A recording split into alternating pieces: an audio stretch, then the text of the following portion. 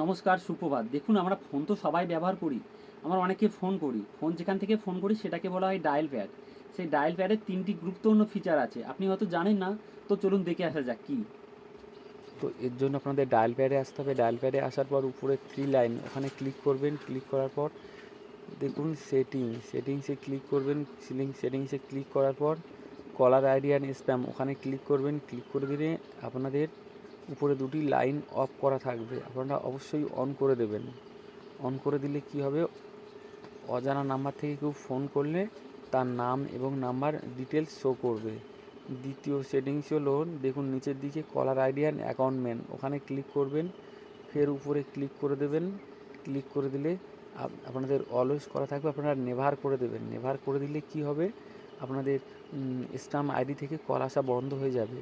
এবং তৃতীয় সেটিংটি হলো, দেখুন একটু স্ক্রল করে নিচে যাবেন, ফিড টু সাইলেন্স এই অপশানটিকে আপনারা ক্লিক করবেন। ক্লিক করলে এই অপশানটি আমাদের অফ করা থাকবে, আপনারা অবশ্যই অন করে দেবেন। অন করে দিলে আপনাদেরকে যখন বারবার কেউ ফোন করবে আপনারা ফোনটি ভাবে ধরে উল্টে দেবেন। উল্টে ধরে দিলে ফোনটি সাইলেন্ট হয়ে